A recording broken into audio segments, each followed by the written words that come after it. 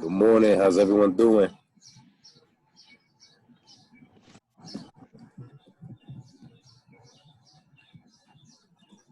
Good morning. How we doing? Good morning, Professor. Good morning. Morning. Y'all doing all right? Yes.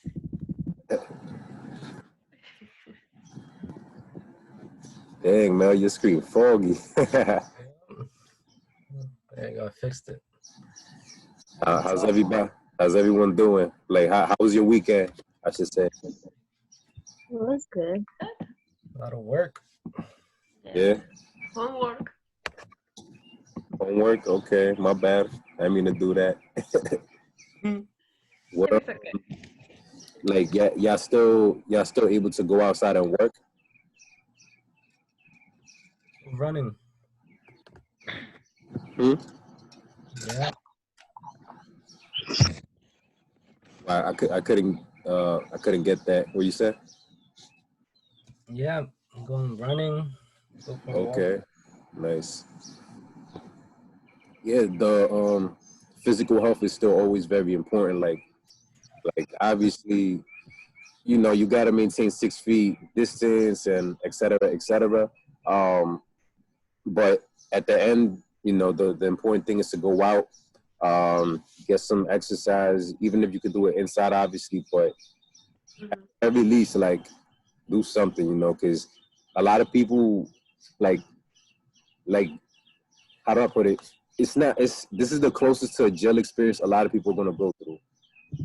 Like, basically being confined, being told what to do, when and where to go, you know what I'm saying?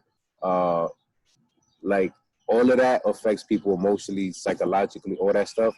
So it's important to be able to remain active to whatever extent, because, you know, obviously, like, the average person is not built for this, you know. It's not something you're even supposed to be built for, but, like, you guys get what I'm saying and all that, right? Yes. So, you know, any activity that you can be a part of. I mean, obviously everybody's been protesting and stuff like that, but maybe things that, like, if you're not doing that, things that keep you 6 feet apart, then, you know, you'll be good. Yeah, other than that, you know, that's good. It's good to know that you're still out here, like, maintaining your physical health and all that. What's it called? So you know, that opens up, they're not exposing themselves and others to people are because everybody still is being asked by the landlord or whoever, like, oh, where's the rent, this and that. It's like, how you gonna pay rent if you're not working, you know? So it's a difficult situation to kind of juggle, but, you know, and they still haven't done, like, what's it called, like they haven't put like a moratorium on rent or anything like that, right? No, I thought they did, but turns out like it was they were trying to pass the bill, but it didn't work. I mean, of course, New York wouldn't pass that because it's like, that's one of the ways they make so much money. I saw an article and it was like, oh, all housings, like, it's a 90-day relief, so you don't have to pay rent. And then I called my tenant just to find out, and then they're like, no, you have to pay it. Eventually, you'll have to pay it. So there's literally no point. Yeah, it just piles up. Yeah. Wait, so, I mean, you have like, to pay eventually? let it pile up. And yeah, eventually. Be in debt, but exactly. I don't know if you want to do that. Yeah, because here in Florida, they got a thing, but, you know, here in Miami it's kind of different because there was a situation from last year that kind of affected this decision making. Like the mayor and the governor just keeps pushing it back, like, on a month-to-month basis. Like, he already started, like, back in March, putting a moratorium on evictions, and so I guess it's not that you don't owe rent, it's just you can't get evicted. And basically when they get to the date you know what I'm saying, like maybe like a day or two before that, like the governor or the mayor like pushes it back for another month. You know what I'm saying? So I mean, I'm sure there's a lot of landlords out here like feeling that shit. You know what I'm saying? Because basically you can't, like, the courts, they won't even how do I put it, process your eviction until they actually open up and shit, or until that deadline is lifted. So, you know, if people are struggling because, you know, they don't got a job or all that from Corona, basically, you know, they're protected in the meanwhile. Like you're still gonna face the eviction, but, you know, by the time that all of that happens, it's like they're still backed up all the way from March. You know, and they have like over 700 evictions I read and shit. So it's, it makes it very difficult for landlords and everybody involved, because, you know, it creates like a different kind of pressure on everybody. Nobody's trying to, but, you know, at the same time, they didn't do it for the tenants. They also did it for the landlords, where what's it called? Where the landlords get a like they get a break on mortgages also. Like they don't have to pay the mortgage as well. So, you know, it's not only just for the tenants. Obviously, tenants not paying is going to affect the landlords. So, you know, they also did it for landlords, where if they can't pay the mortgage or whatever, like they're not getting affected by it. So it's just one of those things. All right, so today we're getting into women. This is going to be like a 2-part thing.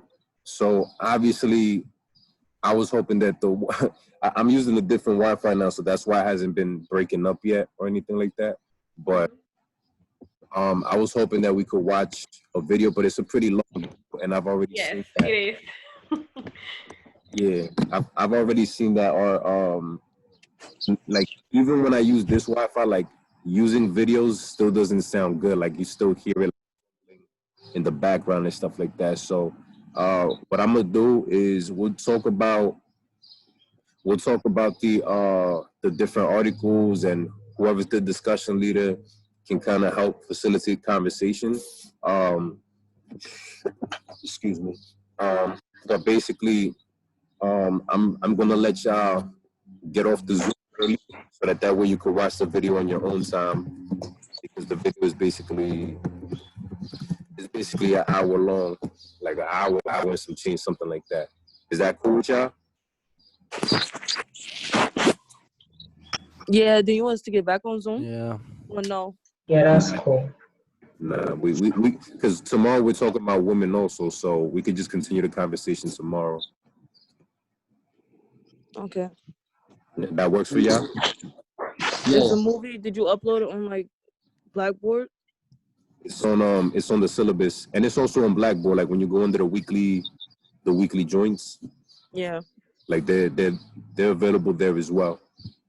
Like the link, it's the first link talking about Centoya Brown.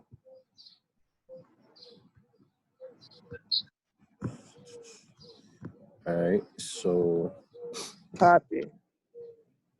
All right, so what we're gonna do is look at the screen. Who's the person facilitating women today?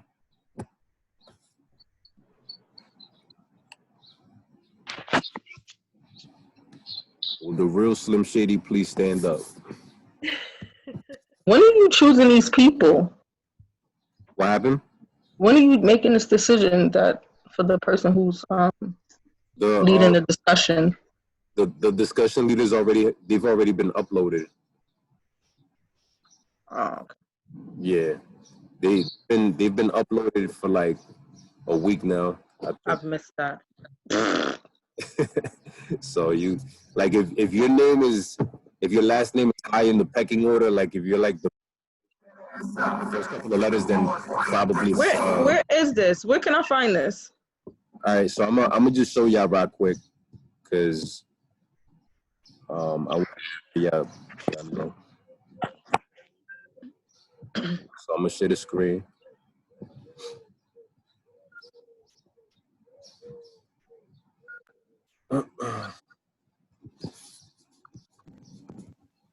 So you would go on the course information.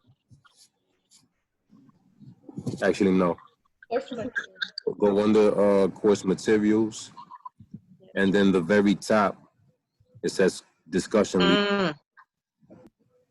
And when you click on that, you're gonna download Excel spreadsheet. I'll just do it real quick.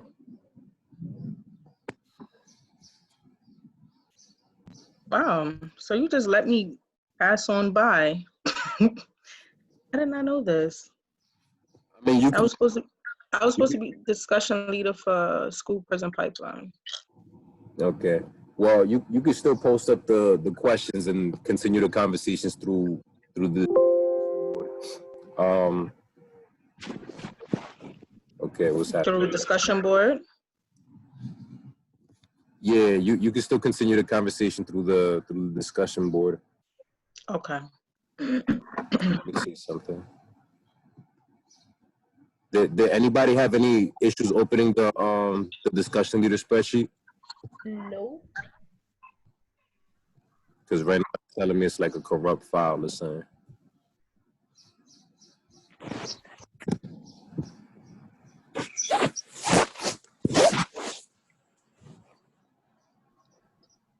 But yeah, I posted an announcement last week telling everybody where they can find it so that way everybody can have the heads up.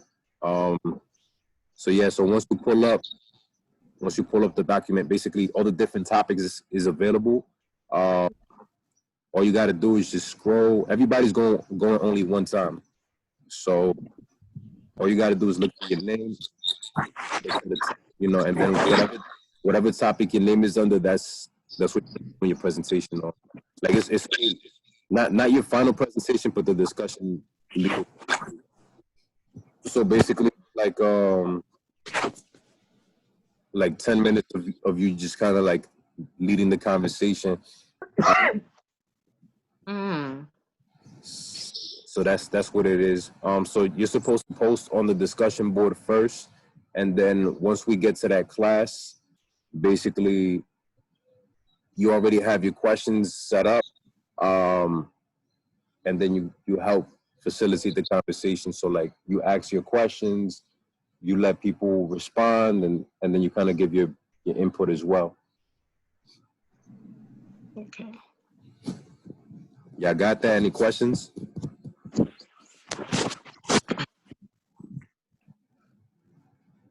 No questions around this? No. No, Professor. I was a couple days late, so I probably missed that. It's fine. Just make sure you post it on Blackboard, and then everybody else can continue with the conversations. Okay, thanks. What that would look like is you go on discussion board, you look for your topic, and then you post it in the same format that it shows you right here. And everybody else is supposed to comment? Yeah, everybody else just respond. Answer the questions. Okay. Yeah. All right, so what we got for what? All right, we'll just leave it as that. Short class because, like I said, I'm gonna log off so that y'all can look at the Centoya Brown. On the syllabus, it will be the very top where it says Centoya Brown long talks.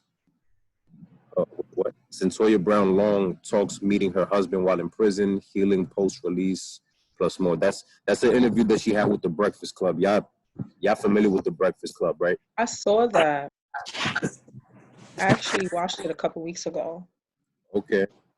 Yeah, and her story is tragic, but it's an interesting one because it's been happening for years, like people trying to bring awareness about her case. But if anybody knows about Centoya Brown's case, feel free to just kind of give like a little breakdown of it. Is anybody familiar with it? Yeah. I guess, yeah. Isn't it that she killed her rapist or something like that? Or her pimp, rather. Yeah. A sex trafficker, right? Or You, no? you said what? It was a sex trafficker, right? Mm-hmm. The guy that she killed was a solicitor. Like he was her rapist because even if she consented, She was underage. she was underage. Exactly. She was 16 years old. Um, so the guy was like 40 or something like that. And basically from what she was saying, she was at his house. I don't remember if they already performed the act, if they were about to, but she said at one point she saw him reaching for a gun, and that she actually got to the gun first and then shot him in the chest. And basically that shot killed him. But after that, and this is all in Tennessee. Basically she got locked up and she was given originally 25 to life, I believe. But once the case got out there, like people became aware of her situation. They started creating awareness. There was a documentary about her like way back in like 2010 or something like that. But like that never really caught traffic like that. But with social media, once the case kind of got out again, you had people like LeBron James, you had Rihanna, you had Kim Kardashian, you had like a bunch of different celebrities just like and posting about it on social media. So like it created a lot more awareness than the original documentary. And so in this being the case, they were able to bring a lot of attention to the case. People started calling the governor of Tennessee to basically tell them to give her a what's that called? I forgot what it's called. Basically, what was it? Clemency. Clemency. Yes. Thank you. To basically give her clemency, which is it's a rearrangement of her sentence. Because let's say that she committed that act, right? I mean, obviously she did, but let's say that it was malicious or the reality is there's still factors that the law is still supposed to protect her to some extent because she's 16. So just the fact that she was a minor when all of this happened, automatically should grant her some level of protection from receiving the harshest sentence possible. But they try to actually hit her with the harshest sentence possible, which was 25 to life. And she was only 16. You know what I'm saying? In the video, she talks about how basically, because she went into adult prison when she was 16 years old, they obviously, like, we already understand there's a dynamic that's different between putting a juvenile in a juvenile facility and putting them in an adult prison. So what they ended up doing was they put her in solitary confinement and they had her there for 2 years when she was 16. And we talked about solitary confinement already. So what do you think are some things that she was experiencing as a 16-year-old being in solitary for 2 years? Depression. What happened? Depression is the word. Yeah, depression. What else?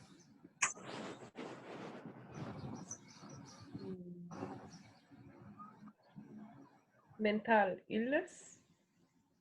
Yeah, she was definitely experiencing different forms of mental illness. Trauma, maybe. What If was that? it felt that deep to her. Trauma. Yeah, basically it affected her even more. Like it created, anger. It created frustration, different things, and so it's like something that was meant to quote unquote protect her ended up actually turning her into something worse because she said, and she'll say it in the interview, the first thing that she did when she first came out was she got into a fight. And then she got into the fight and then they put her in solitary confinement all over again. So it's like, it's clearly a cycle. It's a system that's not meant to rehabilitate nor repair broken individuals. you know, because at the end she was a foster kid also. Now I don't know what her upbringing was completely. Like she says she had the worst upbringing as a foster kid, but I'm sure it did affect her to some extent. She in the foster care system, and then she basically got pimped out early in life. Like I think she was either 15 or 16 by the time that she was, or maybe before that. Like I will have to go back and watch the all over again. But basically, she was getting pimped at a very young age, you know, as a teenager, and you know what I'm saying, like that's a traumatic field to be in because you know a lot of women that are in that field, like they're being forced against their will. Like it's actually by a lot of people considered literal modern day slavery. Like I know we talk about it with like the prison system that it's slavery and this and that, you know, in even though it's not the same exact slavery as like back then. Like human trafficking is like the closest, you know, immediate, visible example to like that kind of slavery because you're literally kidnapping somebody. You're kidnapping somebody and you're keeping them hostage against their own will. You know what I'm saying? Like physically. And it's illegal, obviously. Well, back then it was legal to have slaves, but in this case, obviously it's illegal. So, and the thing is, it's illegal now, but like you could go back as soon as like 2010 and like New York didn't have any laws against sex trafficking. So you had a lot of politicians getting involved. Like, there was a governor for New York, like in 2013, I think it was, that that he got caught in a prostitution ring. You know what I'm saying? I don't know if anybody followed Robert Kraft last year. Robert Kraft, the owner of the New England Patriots. He got caught, you know, soliciting prostitution and, you know what I'm saying, stuff like that. So it's like all that stuff, you know, prostitutes, whatever, like they usually have to answer somebody. And once you have a minor involved, it's like that's a whole nother situation because the quote unquote clients are now also exposing themselves to even further criminal charges. Like you're already soliciting, which is a charge in itself, but basically you're adding on to that charge once you start soliciting from a minor, because a minor definitely can't consent. I mean, two can't consent in general, but like they usually, if they get arrested, like they're sent back out or whatever in a lot of cases. But now when you're soliciting a minor, that's a whole different situation. And I don't know if anybody here's watched that new Jeffrey Epstein documentary on Netflix, but it kind of gets into that, like how serious it is, you know. But obviously Jeffrey Epstein was a billionaire, so it's like it's a different level of like investigation. But and he's done it with like, I mean, like it's crazy the number of young girls that Jeffrey Epstein's actually been involved with. Like he has talked to like Donald Trump, the Clintons, all these people. You know, I heard that celebrities are involved, like Oprah and Ellen. That's on Twitter. Like I saw like there's like pictures of their anklets and like their house arrest thing is like kind of showing because supposedly they're on house arrest. So that's crazy. I mean, there's a reason why people call Hollywood Hollywood. Right. Like it's a lot of dark stuff that happens behind the scenes that people are not going to talk about. You know, the culture and the openness and the liberalness to like anything and everything. You know what I'm saying? It's like one thing about like even our vocabulary down here is like regular people. Like even the term liberal, I know we hear it a lot in politics, like liberal meaning like open to this or open to that. Like a lot of the vocabulary that we use is dictated to us by the people on the top because they want to normalize a certain kind of speech or a certain kind of vocabulary. So at the end, you know, yeah, we mean it in a different way, but like once they start throwing the word around and we're like, oh, we know that word, yeah, you know, we start nodding our heads, but we don't really get deep into like what they mean with it, you know what I'm saying? Because we think that it's the same kind of jargon, and we already know in the criminal justice system, language is everything, you know, the way that words are said and stated and all that, like it plays a role. So look, I've heard a lot of different things about different celebrities, and all I have to say is I would not be surprised. You know, that's just my personal. It's called hegemonic. Hegemonic. I think I'm saying it wrong, but it's called like hegemonic. It's like when an upper person like controls like the trends and stuff like that. Yeah. Yeah, and that happens all the time. Like when politicians run, people all the time. Like that's why a lot of people also felt compelled to vote for Trump. It's like he was already a billionaire. Like who's going to control him? Like whatever he's saying is likely what he's going to do. So that's why a lot of people said, fuck it, I'm going to just vote for him. And obviously you have people that are just, you know, from the other side of America that just don't like people of color and they're going to vote for him. But the reality is most politicians bought out by somebody. You know what I'm saying? Like some kind of endorser, like if it's a Republican and they get endorsed by the NRA, like they're gonna obviously make policies that, you know, protect the NRA's interests. If it's somebody that, you know, was all for mass incarceration, you know, the GO group or private prison is gonna end up endorsing them. You know what I'm saying? Like here in Florida, you had Marco Rubio getting like $40,000 in campaign funds only from GO Group. You know what I'm saying? And then you find out that like certain people in his team have actually worked for GO and different stuff like that. So all of it comes back full circle. It's like a little clique, a little party. You know what I'm saying? And they all kind of just roll over next to each other in the morning like, hey, baby. You know what I'm saying? Like, that's kind of just what that is. So what I'm going to do is I'm gonna share the screen again. And we're just going to go over some of the articles. And then I'm going to let you just watch the documentary or the interview by yourself. All right.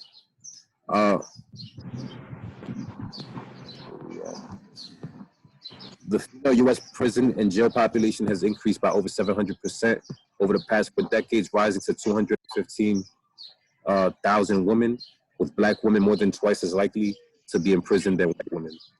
The role of socioeconomics and lack of education to understand who is incarcerated and who's not, we can see a disproportionate amount of female incarceration as an issue of class and race that it is.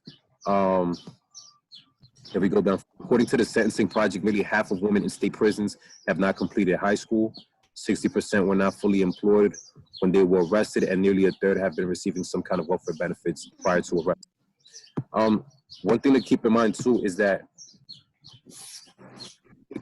when oh damn, it's not working. It was about pregnancies. One thing to keep in mind is that women oftentimes have other people that they gotta care for as well. So if they commit a crime, it's not only always for themselves. You're talking about they're more likely than men to commit a crime for the sake of the child too. You know what I'm saying? Because unfortunately, the overrepresentation of Black and brown men in prison it's real. You know what I'm saying? So you have a lot of single parent homes in the Black and brown community. And then that leaves the woman to have to figure out a way to fend for herself, to have to take care of the kids, this and that. And people don't know it, but women are actually more likely to get involved in drug dealing than men are. You know what I'm saying? So at the end of the day, you know, you might think of a crime that a woman commits and you think shoplifting, stealing eggs, this and that, which, yeah, it definitely happens and is like one of the top forms of, I guess, delinquency on the woman's side. But more times than men, women actually engage even in the drug game because, you know what I'm saying, money it sells, and women are a lot better communicating. They don't impose as much of a threat as a male, where, you know what I'm saying, it's like average person, they would rather, here we go. They would rather have a friendly drug dealer as opposed to somebody they feel they're gonna get beaten up by, and you know what I'm saying, like get their money took by them and still not even get the drugs. So those are kind of just the numbers around women specifically.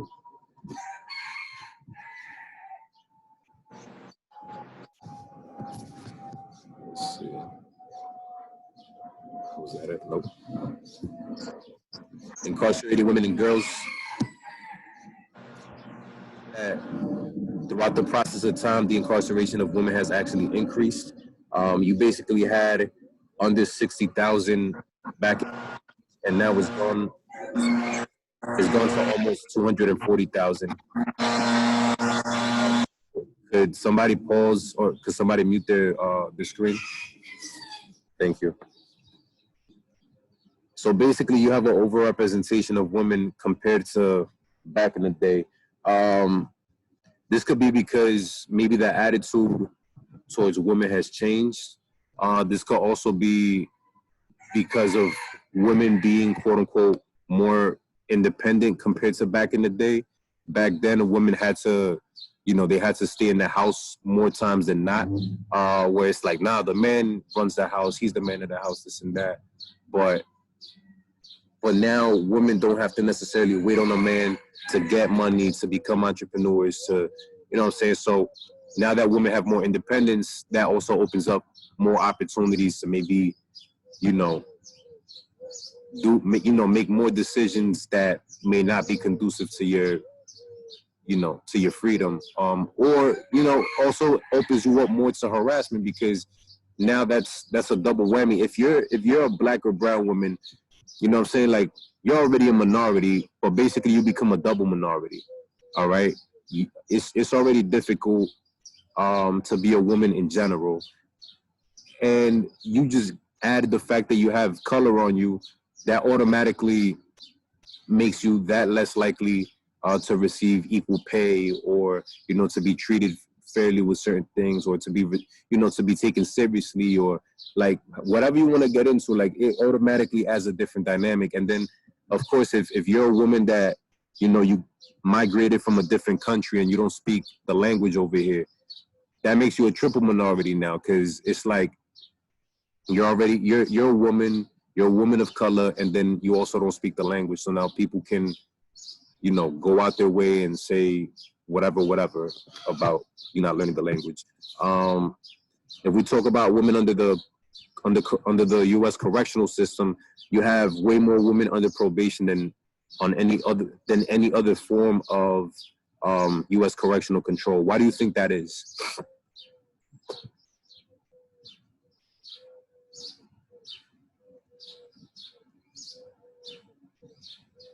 Why do you think there's more women on probation than in any other form of incarceration? I think because they don't have any prior arrest, I believe. Like, I think most of them is their first, so they take, you know, they get to have a probation. Okay. Maybe because it's not violent crimes. Okay. So it's not violent crimes. Maybe it's their first time. Those are some good ones. Drug charges. Because of their kids? That's also a great one right there, because they have kids, right? So that plays a huge role, because at the end of the day, I think a lot of people in the correctional system understand that mass incarceration has affected families. And so a lot of the new crimes that occur are crimes that in a lot of cases occur because mass incarceration has already put these families in a hole. So in the way to try to offset it, it's like, okay, instead of keeping you away from your family, we'll leave you with your family, but you're just going to have to be under supervision. Obviously, it still keeps a record on you, you know, depending on the severity of the situation, and depending on, like, if you're an adult or if you're a juvenile or whatever. But at the end of the day, probation is considered to be a lesser situation than some of the other penalties that you could get, you know what I'm saying? And then on top of that, it's like there's already too many people locked up. Like most prisons are built for men. So for that, like there's also that means that there's also a how do I put it, a deficiency, or like there's not enough female facilities to house that many or to warehouse that many women anyways. So either way, they still have to go with the option of probation, but those other factors definitely play a role in it as well. In 2017, the imprisonment rate for African-American women was 92 per every 100,000, which was twice the rate of imprisonment for white women, 49 per every 100,000. And you got to remember this, there's more white women by like a larger margin, like a really big margin compared to black women, because the white community just has a larger population compared to minorities in general by like a vast margin. So, so the fact that for every 100,000, black women are still incarcerated at twice the rate as white women, it kind of just shows you like the blatant discrimination that's happening. Hispanic women are in prison at 1.3 times the rate of white women, 67 per every 100,000 compared to 49. And the rate of imprisonment for African-American women has been declining since 2000, while the rate of imprisonment for white and Hispanic women has increased. So that could be for different reasons. Maybe, you know, like after certain policies like stop and frisk kind of dropped, after those certain policies dropped, maybe that created less opportunities to search black women who would have been getting searched in general, where white and Hispanic women, if we look at the Hispanic women number, there's really not that much of a change from 2000 to 2017. It did go up a bit in the early 2000s, but we see that it did at some point level out again. So the original number was in the 2000s.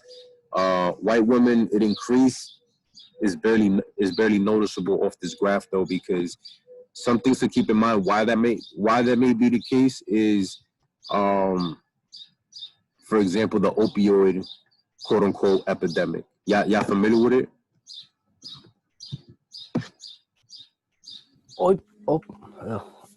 Opioids, yeah. You're familiar with the opioid epidemic though? Yeah. No. What's the epidemic about? So it's these opioids, they're legal, or they were, I'm not sure, but yeah, they're like legal drugs and they're killing people, and they're easy to get. Like the doctors give them out fast, you know, at a high rate. And they're basically killing people faster than like, you know, than anything. Like, you know, it's one like the top killer. Like how like when the black community was destroyed by the crack epidemic, there was like a huge stigma on it. But when it's like white people, because a lot of white people aren't on opioids, it's like looked as a disease, you know, instead of like being, you know, reprimanded or being disciplined, is looked at as a disease. So, right. Yeah. And I'm a big fan of Dave Chappelle. Like he's just a funny ass dude. Like he's a genius, man. He's a genius because he takes real life situations and he wraps it so well in his comedy that it's like you have no choice but to acknowledge that reality, because it's funny. Like it's like the way he spins it is funny, but he involves very real conversations and very real dialogues, like how you mentioned the whole opioid situation, where he's like, you know, now I think I understand the whites from back in the 80s. Because to be quite honest with you, I don't care. You know what I'm saying? He's like talking about like how he doesn't, because he lives in Ohio. So like Ohio is predominantly white. And that's kind of where you see like a large population of people abusing heroin and, you know what I'm saying, opioids and stuff like that. Because we have to remember, like again, the majority of the country is white, but they don't really tell this to us because it doesn't really back their agenda up. But it's actually more white people that are on welfare than people of color. You know, like white America, a great number of white America is poor. You know what I'm saying? They live in poverty, and some of them live even worse than some of us. You know what I'm saying? And so we don't get to see that because we're out here in the East Coast in like major cities like New York, New Jersey, where, you know what I'm saying? Like you're in big cities where like out in the rural parts of like America, like in the Midwest, you know, all that area, like there's a lot of poverty, there's a lot of, you know, lack of resources, illiteracy, you know what I'm saying? There's a lot of illiteracy in those communities. And they're made up predominantly of white folk. Not every community that's all white in this country is a suburb or anything of that nature, you know, like they still experience poverty at a very high rate. But they're just, you know, kind of like duped into thinking like that's kind of just how it's supposed to be or whatever. But yeah, the opioid epidemic, basically it started with doctors overprescribing like painkillers and certain meds that have levels of opium in them. And from there, you know, it's either that these individuals continue to get overprescribed these drugs, or you use painkillers as a gateway drug into something. You know what I'm saying? Like you use it as a gateway to actually buying heroin and like injecting yourself, and you know what I'm saying? And it's because one thing about because when I watched some of the Dave Chappelle joints on YouTube, like the highlights and stuff like that, like one of my favorite things to do is to read the comments in YouTube. Like it's hilarious. There's so many funny things you find, and like, you know, people was talking about, you know, like because somebody on opium, like they just basically, it's like a slow high, you know, it's like a super slow high where it's like you can't even really do much. You're like kind of asleep, awake. Where like A zombie. in the black and brown community, if you was using crack back in the 80s, like you know, and going back to Dave Chappelle, that's why he used even the character of like Tyrone, because just like knowing like crack kind of supposedly gives you superhuman strength and stuff like that. So it's like, you know, playing on like those two opposites. It's like, okay, yeah, we both had people that use drugs and stuff like that, but our drug users were actually pretty beneficial to the community type stuff. You know what I'm saying? Like I've seen people talking about, you know, I used to pay my guy, you know, to like paint my house and to wash my car, and you know what I'm saying? Like, you know, like they had energy to like do stuff. Where like with opium, it's like you're a zombie. You can't do anything. What was that? I would say like I think he said like with opioids, like you're a zombie. Yeah. Like that. Exactly. You're a zombie. So it's not to make light of the situation, because it's still a very serious situation. But it's kind of just like showing the day and night comparisons between, you know, one community experiencing one drug and another community experiencing another. And basically, long story short is a lot of women in the white community have also been subject to being caught with these drugs. And so now is where they're talking about rehabilitation over incarceration, because this was never really a criminal matter. This was more of a health issue to even begin with. You know what I'm saying? So that's a pretty long explanation to get back to that one point, but basically it's kind of to circle it all back and to show, yeah, the incarceration for white women, even if it's not by a great amount, has increased. And I'm pretty sure that the opioid epidemic played a part in that to whatever degree. Let me reshare the screen one more time. You know, we kind of went over the statistics of like the increase from 2000 to 2017 already. And you can see the highest incarceration or imprisonment rates for women are pretty much out in the Midwest, like what I was saying. So you have Oklahoma, you know, obviously things are not okay in Oklahoma, but they're number one.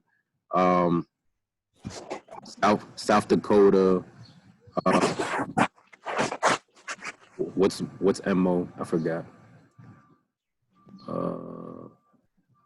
Whatever. Wyoming, Tennessee, Nevada, Montana, Indianapolis, Georgia, Oregon. So you can kind of see the trend right there. A lot of the states that have that rates, they're located out in the Midwest or like in some part of like the South where maybe women still don't have the same liberal rights as like New York or New Jersey. You can see New Jersey is all the way at the bottom, Massachusetts all the way at the bottom.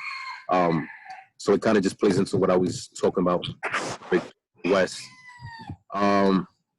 Offense types for men and women in state prisons. Women in state prisons are more likely than men to be incarcerated for a drug or property offense. 25% of women in prison have been convicted of a drug offense compared to 14% of men in prison. 26% of incarcerated women have been convicted of a property crime compared to 17% for men. And then when we look at incarcerated girls, girls of color are more likely to be incarcerated than white girls.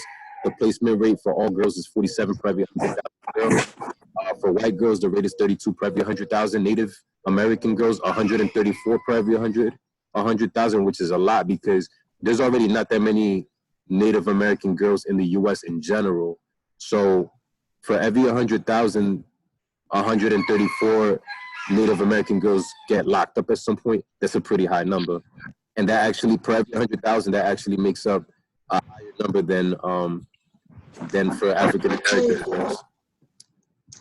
What happened?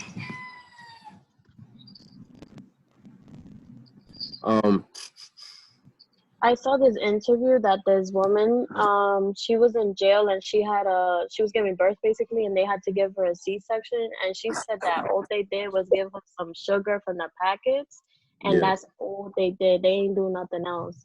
And supposedly, like back then, like when they had wars and stuff, and the medication wasn't like up to like how it is now. Right. Supposedly, sugar is what they use to like for injuries and stuff. Yeah, I mean, I wouldn't be surprised. Like, we're going to talk about real quick the kind of like the situation in jail and prison, and it's like women go through so much in general, and it's like when you're talking about being incarcerated and then also being pregnant at the same time, like that's just a terrible experience altogether. So yeah, so we went over those stats right there. So we're going to talk about pregnancy a little bit. So basically, a study published in the American Journal of Public Health included that 57% of the U.S. prison population, it included 57% of the U.S. prison population, basically from New York, California, and Florida, were not included.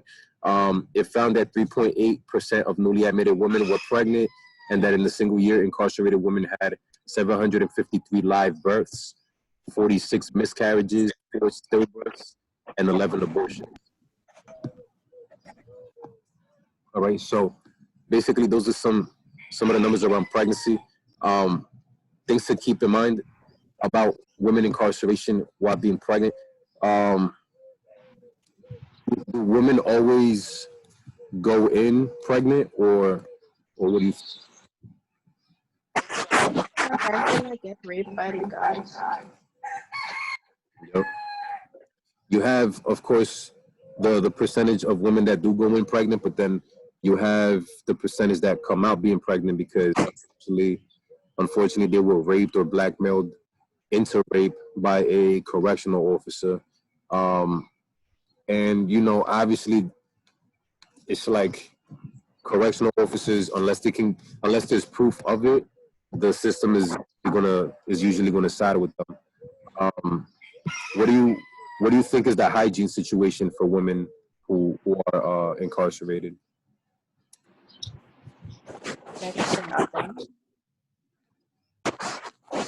What was that? What do you mean by hygiene?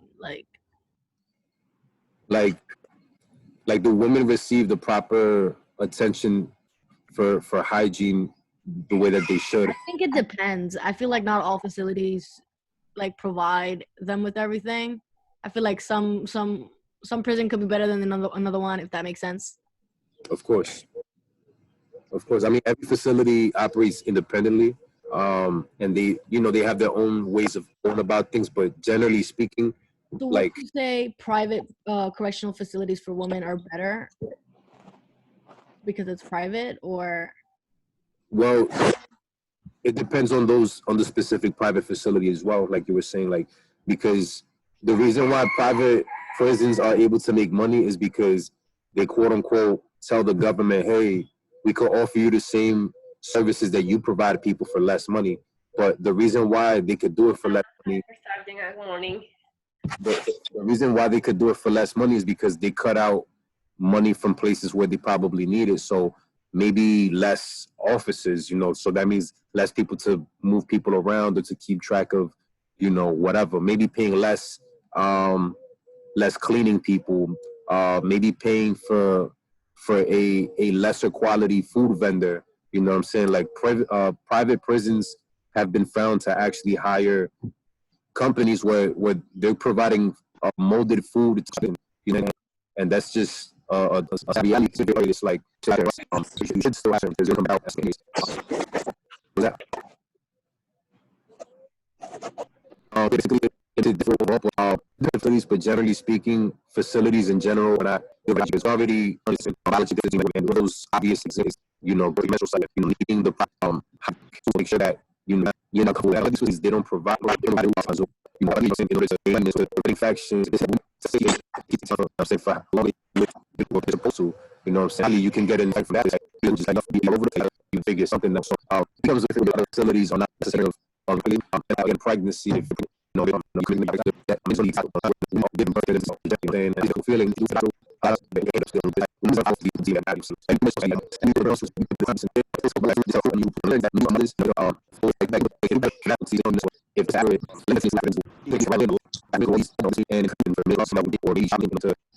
if it wasn't for that, like how that's like and it could be the kids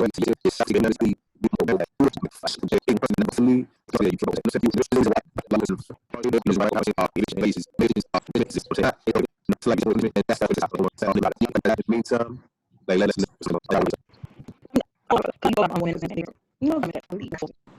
hoping history in American history where it was legal to get it. Black or brown community, even like use that culture. So just so that they number 3, once their bid is over, like a quote unquote or whatever, so like once somebody it's stuff you got. It's not an easy thing. It's not long. It's like everybody, but that it's up and do it. I would never argue that the system was I was locked up and I got found out I was pregnant. Came home. I never. I was 18. I was waiting for sale. Just something that's really 18. So I would come home and live with no right. I never paid money or whatever. And I have a lot of and a lot of that's how we in the country. Like once you already got this tag, you ain't touched it. It's like I was times 21, 22, and not everybody's familiar. It's like that comes on. Everybody has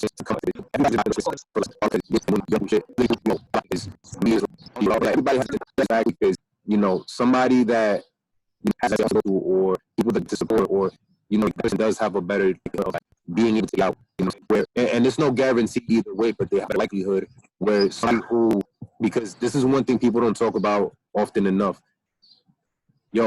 Interviewed so many people, like when I was in Rikers and when I was in the different interview people, like interview sheet, and how many people don't have to go once they come out? Right. You know what I'm saying? So that in itself, just that. Sometimes I don't I remember to the bed to lay my head. Well, he produced Score for Life. It's new. Yeah, I haven't watched it yet, but I know it's about Isaac Wright, the lawyer that fought for his his like his freedom after being Yeah. charged with what is basically he got like a life sentence. Stupid. It was a drug charge, and he got a life sentence for a drug charge. On the Exactly. flip side, 50 Cent plays role of an inmate who basically like the same thing we're talking about. Somebody who has nothing to lose. He purposely gets locked up, or keep getting locked up. He keep getting in trouble. He's closer to his release date just so he could stay in jail. Exactly, and it's a true because except for some people that's the closest they ever had to anything stable. It's like, what is it, like the Constitution basically promises, the pursuit of happiness and the ability to be able to live free, and what I'm saying, like it's like Money King said, they tell us to pull ourselves up by the bootstraps, but with what boots, and basically he says, like, they've allowed us, to be free, like, after slavery, to get free, but free to what? To the winds of, to the air, to the rain from the clouds. You don't know house over your head, roof over your head. That's what you got, like, we got type stuff where it's like nothing for me to affect. There's nothing to like, it's not European immigrants, they came through and they were actually even to agreement with certain properties and reservation of land so that and get subsidies and loans and things of that nature. Black Americans were not allowed to even reap of that. You know what I'm saying? Having been so much already in this country, so the is for a lot of folk is the thing that don't know the family. I actually heard somebody tell me like they were treated way better in prison than I'm saying, like that's sad, so that's very, very sad.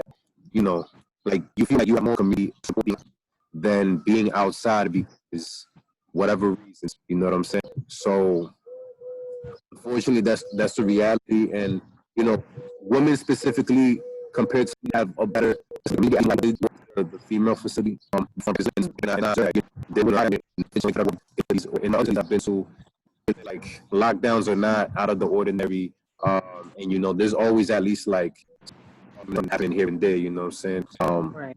Well, I'm not gonna say always, but like I found that it's come up with women, and if women, in a lot of times, like if there's an argument, like it could be a lot, just straight to violence, go straight to action, jump in some whatever the case is.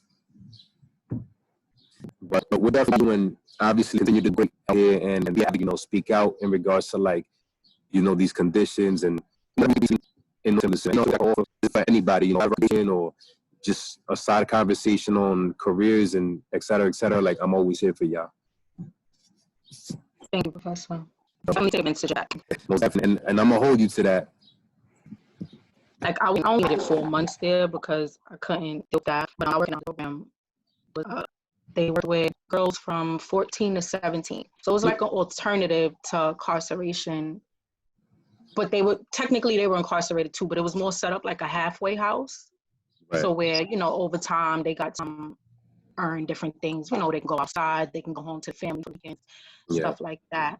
And yeah, like I said, I can stay there. Like, too important for me. Like I wanted to do it because, like technically, right, we're youth counselors. So now you get to act as mentors and, especially if you're working, you gotta like, if you already have that experience and you need to be on the whatever, you see like multiple experiences that aren't that